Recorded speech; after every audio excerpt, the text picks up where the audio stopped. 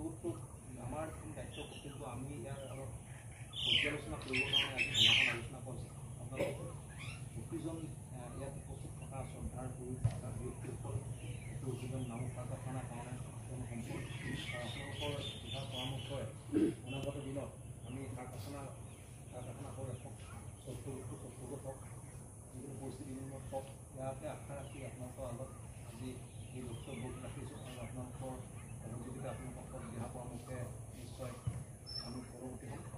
ইয়াৰ লগে লগে আজিৰ অনুষ্ঠানত আমাৰ কাৰ্যকৰী সভাপতি বিলেশ্বৰ ডাঙৰী আছে, সভাপতি ডাঙৰী আছে, আমাৰ বৰ্তমান ডাঙৰী আছে, আৰু আমাৰ আটাইকেইটা সংগঠনৰ মুৰব্বীসকল আছে। এইবোৰ আশা কৰোঁ আৰু আগুৱাই নিবৰ কাৰণে মই বিলেশ্বৰ বাইদেউক অনুৰোধ জনাইছোঁ। সহায় হ'ল।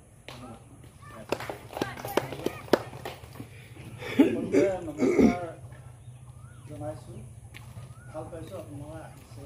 আমি যিমানখিনি পাৰোঁ আপোনালোকৰ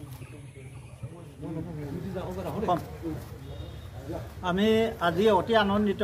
আমি এই গান্ধী মৈদামৰ এই গেলেৰী স্থানত আমি নাওপ্ৰস্থ বিভিন্ন দল সংগঠন একত্ৰিত হৈছোঁ আৰু বিশেষকৈ আমাৰ নামৰ ভাষা সুৰক্ষা মঞ্চৰ সৌজন্যত আমি তেখেতসকল সমবেত আমি কৰিবলৈ পৰা আমি বিশেষভাৱে তেখেতসকলক ধন্যবাদ জনাইছোঁ।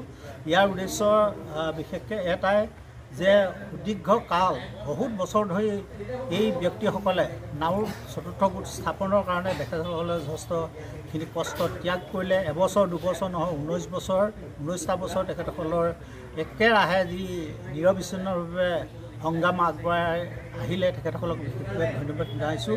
আৰু চতুৰ্থ গোটৰ তাৰ উপৰিও নাওৰ কাৰখানা ছেপাৰেশ্যনৰ কাৰণে, নতুন কোম্পানী গঠনৰ কাৰণে যিখিনি তেখেতসকলে ত্যাগ কৰিলে, তাতো প্ৰায় 12টা বছৰ একেৰাহে সংগ্ৰাম কৰি আহিলে, তাৰ বাবে ধন্যবাদ জনাইছোঁ। আৰু শেহতীয়াভাৱে আহি আমি আজি এটা স্থানত উপনীত হৈছোঁ যে কাৰখানাৰ চতুৰ্থ গোটটো স্থাপন হ'ব বুলি ইতিমধ্যে চৰকাৰৰ ফালৰ পৰা আমি গম পাইছোঁ আৰু তেখেতসকলে ইতিমধ্যে কুচকাৱাজ আৰম্ভ হৈছে। তাৰ বাবে বিশেষভাৱে আমি ধন্যবাদ জনাইছোঁ। কেন্দ্ৰীয় চৰকাৰক ধন্যবাদ জনাইছোঁ, ৰাজ্য চৰকাৰক ধন্যবাদ জনাইছোঁ। লগতে যিসকল অসমৰ মুখ্যমন্ত্ৰী, স্থানীয় বিধায়ক, বিশেষভাৱে আমাৰ সৰ্বানন্দ সোণোৱালদেৱ, তেখেতে একেৰাহে থাকি যিখিনি তেখেতসকলে বৰঙণি আগবঢ়ালে তাৰ কাৰণেও আমি ধন্যবাদ জনাইছোঁ। কিন্তু আজিৰ তাৰিখত আমি সেইখিনি ভাল পাইছোঁ। কিন্তু লগে লগে আমি আৰু এটা আমি বিচাৰোঁ, কাৰখানা আমি সুন্দৰভাৱে চলি যোৱাত, চতুৰ্থ গোট স্থাপন হোৱাত আমি সহায় কৰিম বুলি আমি প্ৰত্যেকেই আজি মত পোষণ কৰিছে, ভাল লাগিছে।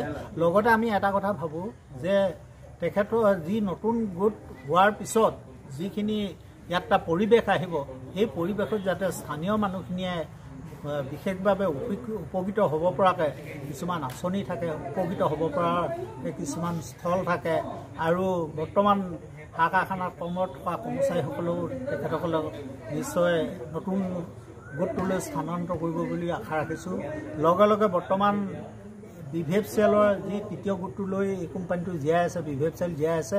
গতিকে এই BVFCLৰ তৃতীয় গোটটোৰ মেৰামতিৰ কাম আৰম্ভ কৰি আৰু ইয়াত এটা সুন্দৰভাৱে প্ৰডাকশ্যন উৎপাদন হোৱা এটা কোম্পানীলৈ ৰূপান্তৰ কৰিব লাগে বুলি আমি চৰকাৰক আহ্বান জনাইছোঁ আৰু ভাবোঁ চৰকাৰে এই ক্ষেত্ৰত উচিত পদক্ষেপ ল'লে আমাৰ BVFCLৰ তৃতীয় গোটটোৰ বিশেষভাৱে কাৰ্যক্ষম কৰাটো অসুবিধা নহ'ব আৰু কাৰখানাৰ প্ৰতি বিত্তীয় দিশত এটা সুন্দৰ এটা পৰিৱেশ ঘূৰি আহিব বুলি আশা ৰাখিলোঁ।